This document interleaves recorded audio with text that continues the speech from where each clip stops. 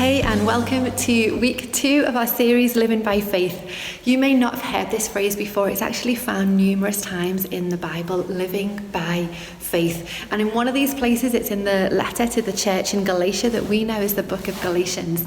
And it says this life I now live, I live by faith in the Son of God who has loved me and given himself for me. And this captures the essence of faith, that it's a faith in God who loves us and has given everything for us. And Liam captured this so brilliantly last week as he talked about us trusting in the nature and the character of who God is and what he has said. So check that out if you want to, if you haven't already. But this is what it is. It's trusting God to say, God, I trust that you forgive me. God, I trust that you can bring joy out of my suffering. God, I trust that you can give me a hope that anchors me in difficult and uncertain times. God, I trust that you have a love for me that I can't even comprehend or imagine or know, but I can experience it. God, I trust that you have a part for me to play in your kingdom, to work to see an end to injustice and to be a peacemaker, to actually be a force for good on the earth. God, I trust that your ways are higher than mine, that I am not going to understand everything, but I can trust in your nature and your character and your promise that you will never leave me. And then faith is this trust activated, this trust actually lived out. And there's a passage in the book of Hebrews in the Bible that lists loads of men and women, chapter 11, who have lived lives of faith.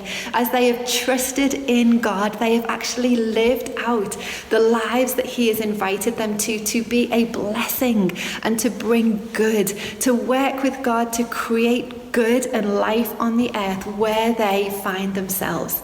And so we are, as church in London, in the UK in 2020, just spending some time to see what we can learn from these men and women so that we can live lives of faith in what has turned out to be a difficult and uncertain year that we have found ourselves in. And so we are going to look today at Noah. Now, the story of Noah actually does raise a lot of questions that we don't have time to go into today, but that doesn't mean that we don't want to think about things or talk about things or wrestle with faith. This is what we're actually invited to do by God. And so if this does raise questions for you today, we have an Alpha course that is running that we would love you to join if you want to. We can connect you with that, or if you just want to have conversation with someone, please get in touch with us also and we can connect you with someone. But we're going to read Noah's story. It's found right at the beginning of the Bible. We're going to just pick out a few verses between chapters 6 and 9 as we read some of Noah's story. Noah was a righteous man, blameless among the people of his time, and he walked faithfully with God. But the earth was corrupt in God's sight and it was full of violence. So God said to Noah, I'm going to put an end to all people. I'm going to destroy people and the earth. So make yourself an ark of cypress wood and then go into the ark, you and your whole family, because I've found you righteous in this generation. You're to bring into the ark 2 of living creatures, male and female, to keep them alive with you. And 7 days from now, I will send rain on the earth for 40 days and 40 nights. And Noah did all that the Lord had commanded him. He entered the ark to escape the waters of the flood. And after the 7 days, the flood waters came on the earth, and the rain fell for 40 days and 40 nights. And every living thing on the face of the earth was wiped out. Only Noah was left, and those with him in the ark. God remembered Noah and all the wild animals that were with him, and he sent a wind over the earth, and the water receded. And at the end of 150 days, the water had gone down. And on the 17th day of the 7th month, the ark came to rest on the mountains of Ararat. After the 40 days of rain, Noah had opened a window he had made in the ark, and he sent out a raven. And then he sent out a dove, but the dove couldn't find nowhere to perch because there was water all over the surface of the earth. So then it returned to Noah, and then he waited 7 more days and he sent it out again. And this time when the dove returned, there was in his beak a freshly plucked olive leaf. And then Noah knew that the water had receded from the earth. Noah then removed the covering from the ark and saw that the surface of the ground was dry. And then God said to Noah, "Come out of the ark, you and your wife and your sons and their wives, and bring out every kind of living creature that is with you, so that they can multiply on the earth and be fruitful and increase in number on it." And then God blessed Noah and his sons and said to them, "Be fruitful and increase and fill the earth." So what do we see from this story of Noah, of what it is to live by faith? Well, there's three things that we're going to pull out this morning, and the first is this. Noah knew that living by faith was about relationship, not religion. Noah, we are told, walked faithfully with God, and this phrase signifies friendship. This wasn't religion to Noah. If we want to live lives of religion, it's actually much simpler than lives of relationship. We can actually feel like we control things. Maybe we might think, I'll go to church once a day, I'll read my Bible 10 times a day, and I'll pray 4 times a day. If we do all of that without actually engaging our hearts, we can have some sense that we are in control of life, and we can therefore define who God is and our relationship with him. It's in our hands. Nathan Finocchio talks about this on the Theos U site, in a clip that he's put up there, and he talks about how it's actually easier to live a life of religion. But if we want to have relationship with God, we have to know who God is. In any true relationship, it can not only be defined by one person. Any friendship, any marriage needs to allow both people to bring who they are. If I'm friends with you, I can't define you. I don't get to tell you who you are, what you enjoy, what you like, where you want to go, where you don't want to go. That's control. And so it is in the sense of God. If we want to be in friendship and relationship with God, we don't get to define him and how he works. God has actually self-defined himself in the Bible. He has told us who he is. He has told us what he loves. He has told us how he wants us to love him. He has told us what he is passionate about, what he cares about, what he enjoys. He has told us the realm of life that we are to see from his perspective. And so as we enter into relationship with him, it is from the understanding of how he has defined ourselves, and we love him how he wants to be loved. And then as we bring ourselves, we allow him to love all of who we are uniquely. This is friendship. We can bring our full selves to the friendship because he has already given everything for us. God doesn't want to control us, but he actually invites us into freedom. He actually invites us to be led by friendship with him. This is walking by faith. It is also listening to and living out God's voice. As we are friends with him, we listen to and we live out God's voice. This is what Noah did. Noah heard God say he was going to flood the earth and that he was to build an ark. Noah was to build an ark. And so Noah lived out what God had spoken to him, and he built the ark and he lived in it for that length of time. Sometimes us living by faith is living out God's voice as we just bring who we are, as we allow the words of the Bible to actually shape us and bring us to life. And then we bring our different gifts and skills and talents and natures and characters to the places that we find ourselves. We bring the fullness of who we are, and we are living out God's voice of compassion and life and hope and peace in those places. And sometimes God will speak to us very clearly and specifically, just like he did to Noah. God has done that with me. Sometimes I have just found myself living out his voice. And actually me today being here speaking this is living out the clarity of something that he spoke to me a little while ago. I was just sat in my room at home, and I felt God very clearly say, you are to teach the Bible. Now, I never asked for that. I actually would never have chosen this. Someone said it to me a number of years ago. They told me that I was to do this, and I'd given it a bit of a go, but I'd actually said at the time, no way, that I will never do that. That is not something that I will do. But as I have given it a go, I am not the best Bible teacher. God has never told me I would be the best Bible teacher. But this is something that he has invited me into. He gave me a choice. I could have said no, but actually, as I am in friendship with him, actually learning to trust that his voice is the best, is part of the friendship. And so as I take this privilege, I don't take this lightly, as I am learning and growing in this. This is one of the things that God has told me to do. And there will be times when God speaks to us specifically for a time and a season, or actually for the rest of our lives, the places that he sees us fitting into. And it's all so that we can serve each other. We've just been led so brilliantly by Lydia. She's gifted to be a worship leader.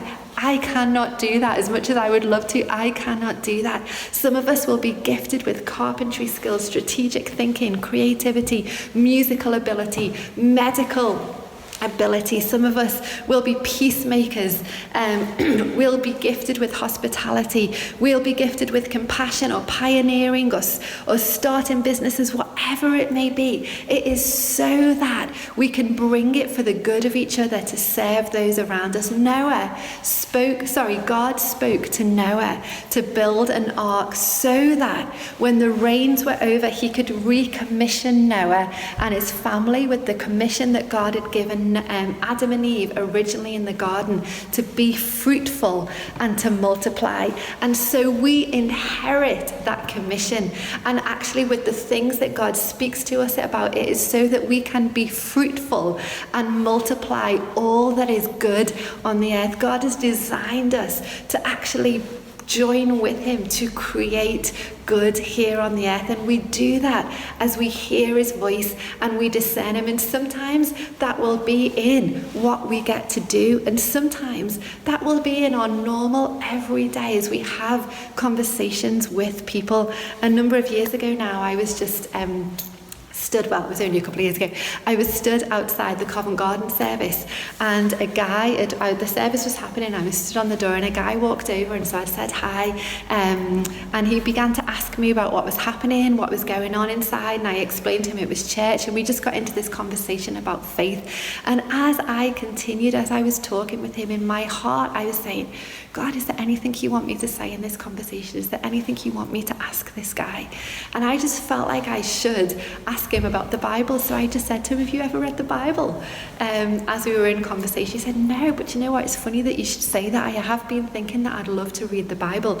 So I offered to go and get him one, but he didn't want an actual Bible. He was a fashion photographer with some big magazine, and he traveled a lot. But what we actually did was we put the Bible in 1 Year app on his phone, and he went away with that.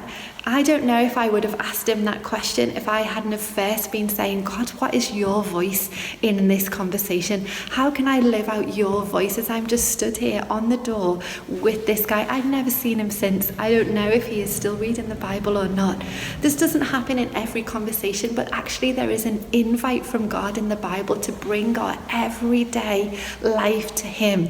Our going to work, it says, our eating, our sleeping, our waking up life, our preparing meals life, or having coffee with friends life, and actually invite God into those spaces so that we take a moment in conversations over dinner, as we're walking, as Liam mentioned last time, maybe on our way home from work, that we're actually saying, God, what do you want to do here? What might you want me to live out in this place at this time?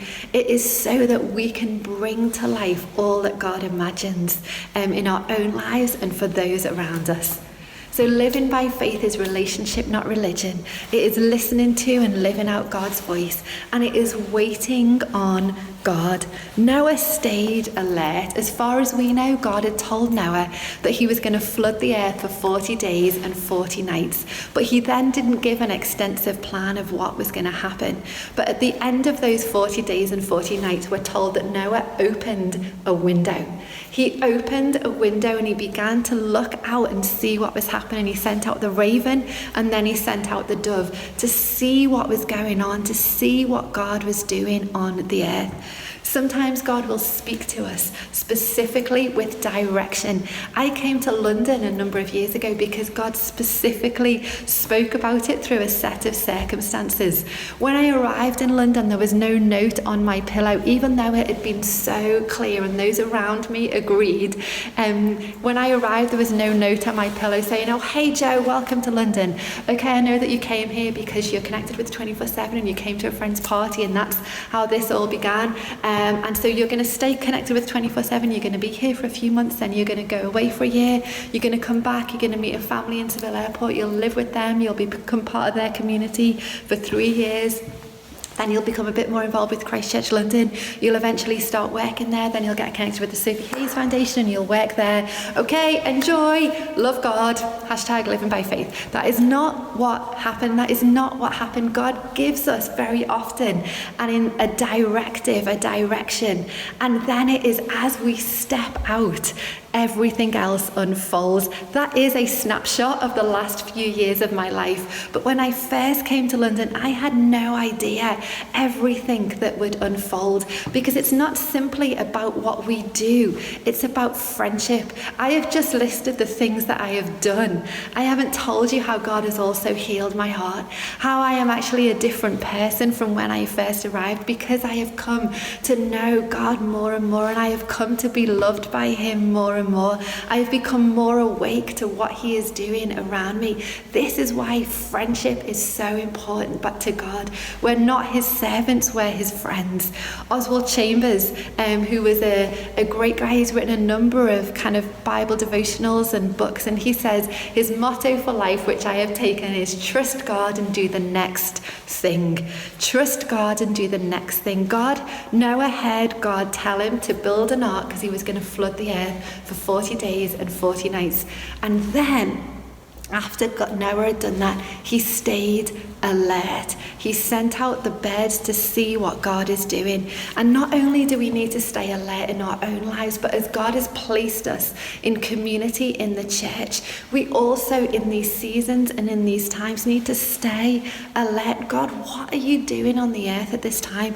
What issues are you bringing to light? What conversations do we need to be having? What injustices are being raised up that we need to pay attention to? Because God, this is what you are doing in the generation that we are part of. This is why it is important that we take the step and then we continue to walk by faith, to open the windows of our eyes and to see and sense what God is doing. Now, I don't know, maybe in your own personal life, you have actually felt like you have stepped out in faith, and maybe you feel a bit like Noah, that actually the rain has stopped, but you're still stuck on top of the mountain and you're not quite sure what is happening.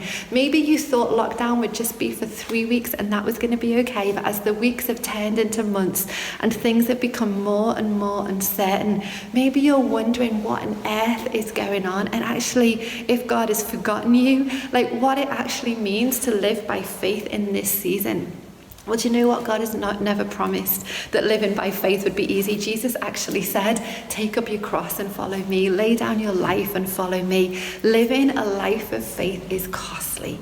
It is costly, and it will be difficult and painful at times as God leads us to places where he wants us to meet him that often are difficult because they're the places he wants us to bring light and life to, where he is already working. But if we find ourselves in these seasons, I just want to encourage us this morning, God has not forgotten you. Even though living a life of faith is costly, it's actually the best adventure that we can give ourselves to. It is the place where even though it is difficult, it will actually bring out our truest selves.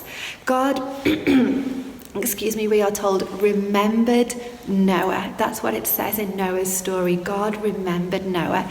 And this doesn't mean that God suddenly went one day, oh my goodness, when I flooded the earth, there was a guy that I told to build an ark. I wonder if he's okay. I wonder where he is. No, this word remembered actually means that God acknowledged, God recognized Noah's faith. If you feel like you are in this season where you are in the ark and you don't know what is next, can I encourage you to just keep waiting on God? Keep staying alert. Keep asking God, what are you doing? What do you have for me in this season? Because he knows exactly where you are. He knows exactly what he's asked you to do. And he has all that you need for you to move into the next season. And when it was the right time, then God said to Noah, come out of the ark. As we stay alert, we're then able to hear the next thing that God leads us into, so that we can know his blessing in our own lives and his blessing in those around us. And this kind of brings us back full circle to where we began, that it's about friendship. And maybe you're sat here today and you think, I would love a friendship with God. We would love to pray with you about that. Or maybe you know there's some things that have got in the way of you living a life of faith, that you have actually begun to err into the world of religion, of trying to control things. And you know that God today is inviting you back to actually surrender and live this life of friendship and relationship with him. You can simply pray on your own. You can just bring your heart to God and invite him into your life. And if you would love someone to pray with you, if you are doing that for the first time, would you let us know? Because we're meant to do this together. We're meant to live this life of faith as community, as family, as church together. So get in touch. We can plug you into a connect group. We can just help answer some of your questions. We're all working this out together. Or maybe you just want someone to pray with you as you want to say again, God, I want to give my heart to live a life of faith just as Noah did, so that I can know you as a friend, so that I can hear your voice and live it out, so that I can keep watching and waiting, trusting that you know exactly where I am and exactly what is happening, and at the right time you will lead me into what's next. And as we worship now, you can just take this moment to actually bring your heart to God with whatever is on it, as he entrusts us to live lives of faith together. Know that it is because you are loved and that he has given everything for you that this is possible.